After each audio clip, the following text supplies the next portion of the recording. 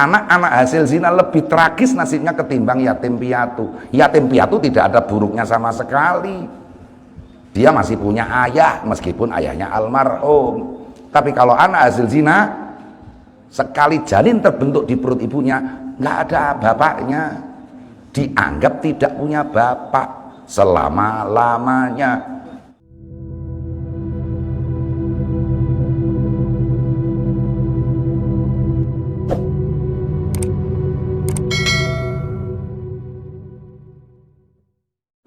A'udzu billahi minasyaitonir rajim. Bismillahirrahmanirrahim. Alhamdulillahi rabbil alamin wa bihi nasta'inu ala umurid dunya waddin. Wassalatu wassalamu ala asyrafil anbiya'i wa imamil mursalin sayyidina wa maulana Muhammad wa ala alihi wa sahbihi ajma'in, amma ba'd. Qala Syekhul Musannif rahimahullahu ta'ala wa nafa'ana bihi wa bi ulumihi fid dharaini amin. Masih menerangkan perkataan musannif, yaitu ilahi amiyat ainun la taraka 'alaiha raqiban. Perkataan ini bisa berarti dua. Yang pertama, sekedar pernyataan biasa bahwa sebuah mata yang tidak menyaksikan atau meyakini bahwa Allah selalu mengawasi, mata seperti itu buta. Berarti pernyataan biasa. Sekali lagi, mata manapun yang tidak bisa menyaksikan bahwa Allah itu senantiasa mengawasi kita, mata seperti itu adalah buta. Lah niki kula jenengan ndak kabeh ndak wuta niku. Ora krasa diawasi pangeran ngoten nggih. Nggih, wuta kabeh. Kadang kala melek. Itu makna pertama. Makna yang kedua, ngeri. Semoga, ini berdoa, semoga mata yang belum bisa meyakini bahwa Allah senantiasa mengawasi, semoga mata seperti itu buta. Mantun jenengan maknane sing nomor loro niki. Nggih, nek awake dhewe durung yakin yen Gusti Allah Maha ngawasi, ya muga-muga do buta kabeh nggih. Ora ana sing amin lho Pak. Iki ngeri. Tidak ada yang berani mengamini doa seperti itu. Wa qala Allah taala, wa qala Allah azza wa jalla. Niku nggih. Lan dawuh sinten Gusti Allah azza wa jalla, ing dawuh wa ma takunu, lan ora ana sira fi sya'nin iku ing dalem urusan. Wa ma tatlu lan ora maca sira minhu saking Quran, min Quran nyatane Quran. Wala ta'maluna lan ora padha ngamal sira kabeh min amalin saking ngamal illa kunna kejaba ana ingsun alaikum ing atase sira kabeh iku syuhudan iku zat kang nyekseni iltufiduna ing dalem nalikane padha nglakoni sira kabeh fihi ing dalem amal. Itu jelas segala urusan yang kita lakukan, segala ayat yang kita baca, segala pekerjaan yang kita kerjakan, semuanya itu disaksikan oleh Allah. Qala al-Imam Abul Qasim Al-Qushairi, dawuh sinten Imam Abul Qasim Al-Qushairi radhiyallahu an, khaufuhum bima arrafahum min ittila'ihi alaihim fi jami' ahwalihim wa ru'yatuhu lima yuslifunahu min funna.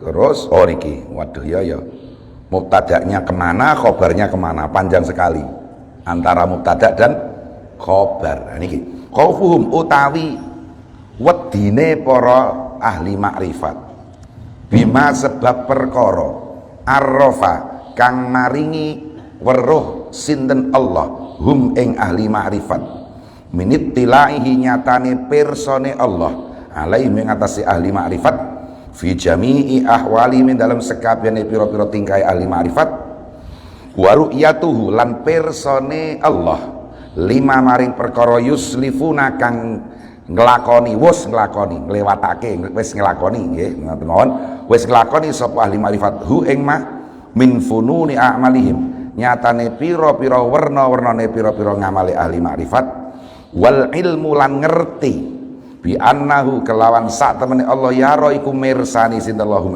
ing ahli makrifat yujibu. Nah niki mbe kabare iku netepake apa khaufuhum lan sak piturute wau istihya'ahum ing rasa wirange ahli ma'rifat minhu saking Gusti Allah. Karena Allah telah memberikan pengetahuan dan sekaligus keyakinan. Nggih.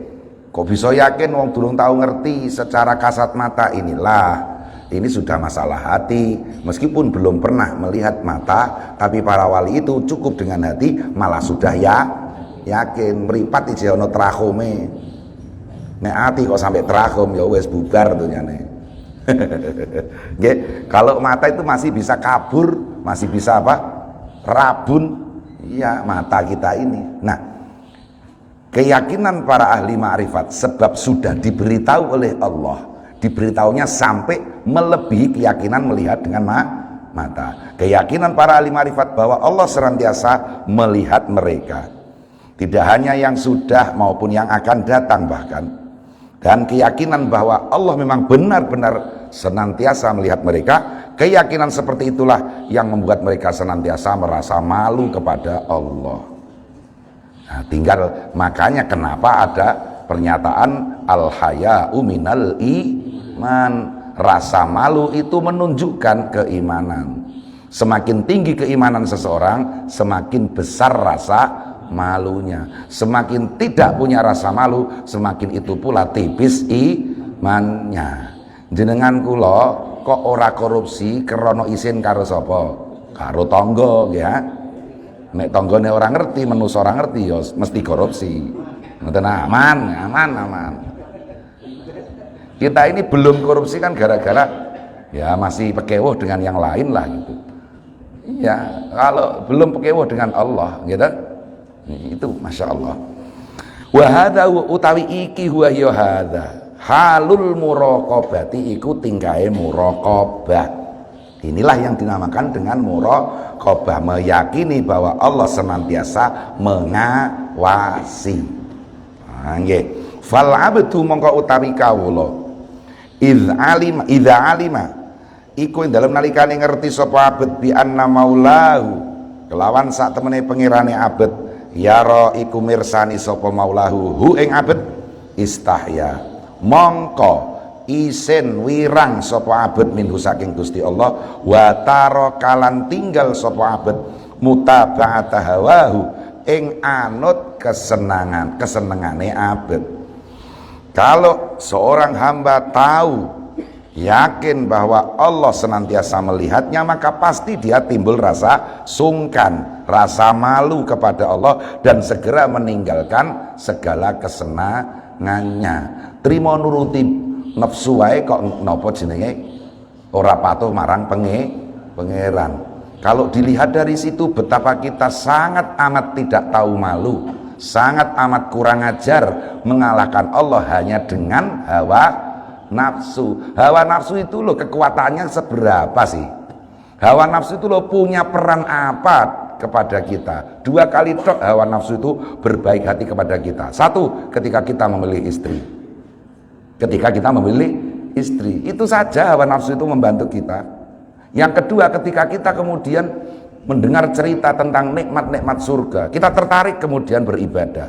Itu saja, 2 kali saja. Selain itu hawa nafsu pasti mencelakakan. Innan nafsa la'ammaratum bisu. Sekali lagi monggo, hawa nafsu itu hanya 2 kali berjasa kepada manusia. Lah kok ternyata kita selalu sering mengalahkan Allah gara-gara hanya hawa nafsu. Sedangkan Allah sebenarnya selalu menguntungkan kita. Nggih napa mboten? Ngono iku ngenyek pangeran ta ora nek ngumbar hawa nafsu niku. Lha hawa nafsu itu juga sekedar bagian dari diri kita. Hawa nafsu ini kan sekedar bagian dari diri manusia, bahkan tidak manusia seutuhnya. Manusia kan banyak. Kearifan, keyakinan, hawa nafsu, loh kan? Ini bagian dari manusia, sehingga hawa nafsu hanya sebagian, mungkin harusnya kita anggap hanya sebagian kecil dari jati diri seorang manusia. Wes pokoknya jenenge hawa nafsu ki remeh. Lu remeh kaya ngono lho kok dimenangno ing atase pangeran. Ya Allah. Kok hawa nafsu lah wong weteng kerus-kerus sing ngalahno pangeran. Weteng mules niku lah awake dhewe langsung jenggirat turu lagi 2 menit lah lho. Langsung tangi to. Nggih. Tapi pangeran ket biyen mula ngendikan wa minal laili fatahajjat bihi nafilatan lak. Perut sakit itu lebih menang daripada Allah. Dimenangkan maksudnya. Kita menangkan daripada Allah. Perut kita sakit langsung bangun. Meskipun kita Masya Allah sudah 3 hari nggak tidur, baru tidur 2 menit, dibangunin oleh perut, langsung siap. Nggak tenang ya. Gitu. Habis itu tidur lagi. Tapi kalau sudah sejak lama disuruh bangun oleh Allah, wa minal laili fatahajjat bihi nafilatan lak. Itu kan perkataan Allah. Iya. Berapa kali kita memenangkan Allah di atas hawa nafsu? Sedikit sekali. Yo nek pas lagi buta wae ya. Pas lagi buta rasa wis seneng. Pas lagi buta merak-merak pangeran ya. Ketoke yo menangno pangeran ya. Ketoke. Ning yo bolak-balik yo peparek karo pangeran ya gara-gara meh ana buta. Buta daya ono sumeneh. Halas. Kelihatannya kita suatu ketika rajin ibadah, betul? Tapi kenapa? Karena kita punya kepentingan. Ya Allah. Bahkan Masya Allah, kita berdoa itu seolah-olah seperti digambarkan seseorang yang berada di atas perahu di tengah samudra, diterjang ombak yang dahsyat, yang sudahlah tidak mungkin ada yang bisa menolong kecuali hanya Allah semata. Digambarkan pada saat seperti itu, Masya Allah, siapapun akan khusyuk berdoa, ya Allah selamatkan kami. Nggih nabaten. Lagi numpak pesawat ada turbulence, getaran pesawat, wah Masya Allah, semua dibaca ya kan, khusyuk, ingat Allah, tapi ingatnya ya gara-gara begitu itu. Nggih. Alah ya. Ingat Allah digambarkan dalam kondisi seperti itu. Apakah itu namanya mengingat Allah? Apakah itu namanya ahli zikir? Jangan bermimpi sudah bisa menjadi ahli zikir. Itu ya ahli berkepentingan itu tadi. Modus, tidak pernah tulus sama Allah. Oke, terus piye? Ribut? Ahli zikir itu ya ahli zikir. Tidak perlu ada kepentingan. Tidak perlu ada kepentingan, selalu mengingat Allah. Butuh untuk mengingat kepada Allah. Bukan kok mengingat kepada Allah itu sebagai sarana, tapi tujuan. Ya, tujuan. Kita memang butuh selalu ingat kepada Allah. Harus seperti itu. Bukan kok ingatnya Allah kalau lagi butuh. Butuh mengingat Allah, bukan kok mengingat Allah kalau lagi butuh. Ini yang indah kalimat itu ya. Butuh mengingat Allah, bukan kok mengingat Allah kalau lagi butuh. Tapi ya Allah itu maha baik ya. Maha baik. Ya dikasih ya. Ya dikasih toh. Okay. Ya, saya misalnya Masya Allah sedang banyak kendala, banyak masalah. Wah, malam-malam selalu tahajud. Dikasih sama Allah, oke. Meskipun Allah maha tahu alan, cong. Ini terus medak-medak kan ya. Jadi ya kata-kata nak. No pamrih. Kalau lagi begini mendekat kepadaku. Coba kalau lagi kaya, kalau lagi sehat, paling-paling ya sholat 5 waktu saja. Wala yahumu lan ora mider-mider sapa kawula. Jadi kalau sudah itulah ya, kalau kita sudah meyakini bahwa Allah senantiasa melihat kita itu malu dan segera meninggalkan hawa nafsu kita. Dan wala yahumulan orang mider-mider sapa kawula haulama ing kiwa tengene perkara naha kang nyegah sinten Allahu ing naha kang nyegah sinten Allahu ing abet anhu saking ma. Termasuk fungsi hasil daripada muraqabah itu tadi jelas nggih. Hasil dari muraqabah yang pertama apa? Ya itu tadi punya rasa malu dari Allah. Yang kedua segera meninggalkan hawa nafsu. Dan yang ketiga tidak coba-coba mendekat segala larangan Allah. Sekedar mendekat saja enggak. sekedar mendekat saja enggak. Makanya dosa yang termasuk kriminalitas sosial yang terbesar yaitu zina, nggih. Quran makanya la taqrabuz zina, bukan la taznu. Jangan mendekati zina, bukan kok jangan berzina. Nah, tapi dasar orang kita ini nopong bahasa Indonesia yang garang nih. Ngeles ki garang. Sing ora entuk iku cedak-cedak. Nang lakoni ya entuk. Astagfirullahaladzim. Padha ae kowe ndek biyen diomongi mbokmu kalau aja cedak-cedak dalan ketabrak motor. Tapi nek numpak motor ndak entuk. La ilaha illallah. Logika setan mana lagi ini? Jangan mendekat-dekat pada zina. Kalau zina, astagfirullahaladzim. Lah iya, kemarin saya tulis itu di Facebook ini, dialog dengan ya para pemudi, diajak teman lelakinya untuk melakukan hubungan sebelum pernikahan, katanya sebagai bukti cinta. Ya begitu, Pak Ustadz, saya diminta oleh si dia untuk melakukan hubungan sebelum pernikahan sebagai bukti apakah saya mencintainya atau tidak. Ya, saya jawab, nah kalau gitu dijawab lagi, ya kalau gitu buktikan juga cintamu mas. Apa buktinya? Jaga kesucianku sebelum pernikahan.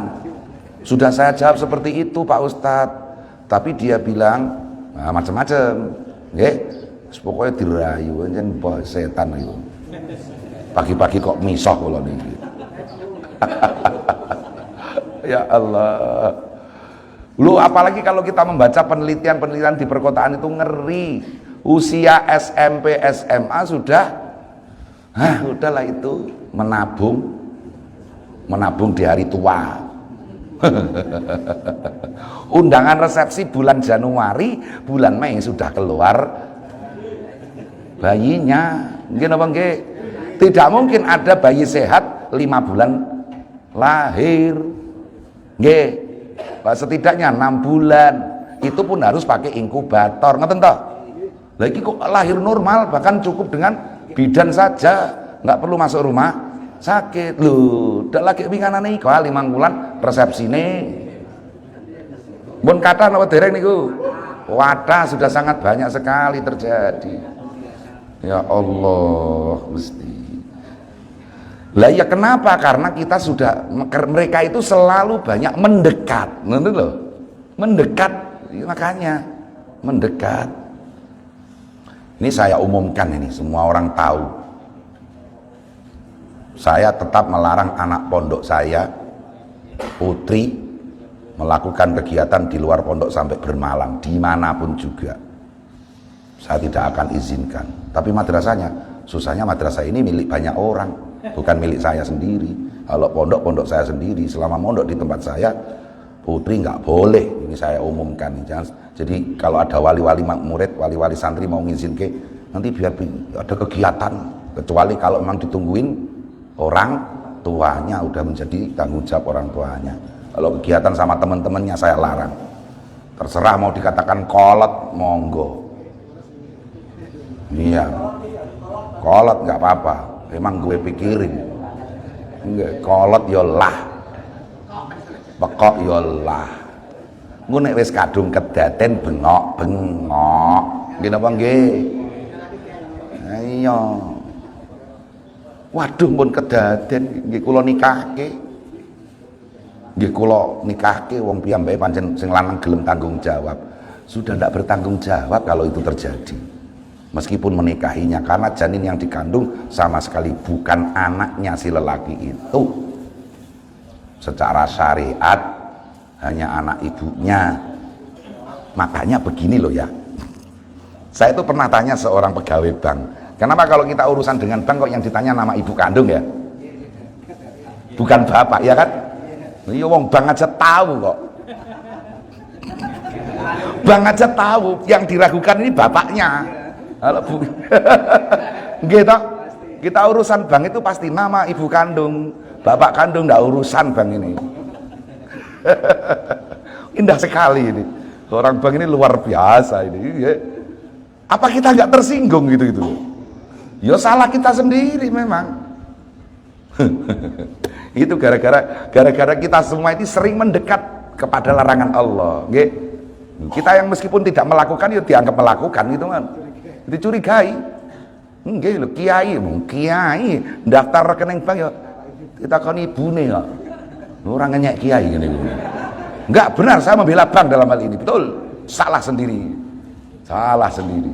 Yahumu haula mana. Kita masih suka mendekat. Mendekat kepada hal-hal yang dilarang oleh Allah. Mbok ya menjauh. Nah niku. Nggih. Loh, nikahnya sah-sah saja. Jadi perbuatan zina terjadi setelah zina kemudian dinikahkan, nikahnya sah-sah saja. Tapi anaknya tidak akan bisa menjadi anak si bapaknya itu tadi. Meskipun jelas itu secara biologis bapaknya. Diteliti DNA-nya ya bapaknya. Ya pakai wali hakim. Iya, sekali lagi, dan mata rantai maksiat itu harus segera diputuskan. Nanti kalau pas pernikahan ya, pernikahan si anak hasil zina tadi, jangan anak zina, anak hasil zina. Nggih, ini juga harus diluruskan. Dasar anak zina loh, jangan. Dasar anak hasil zina, itu pun juga jangan, karena yang salah bukan anaknya, bapak ibunya. Gitu? Dia kan korban. Anak hasil zina itu korban sejak sebelum lahir. Korban. Ya Allah, korban tragis. Anak-anak hasil zina lebih tragis nasibnya ketimbang yatim piatu. Yatim piatu tidak ada buruknya sama sekali.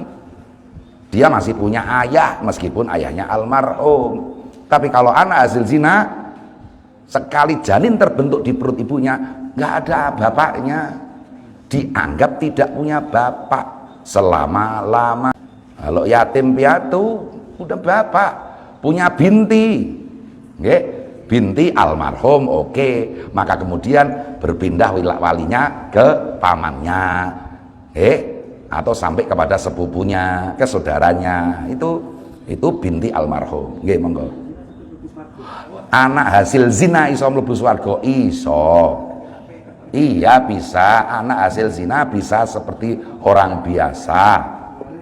Tapi kecuali dia kehilangan bin dan binti ini loh.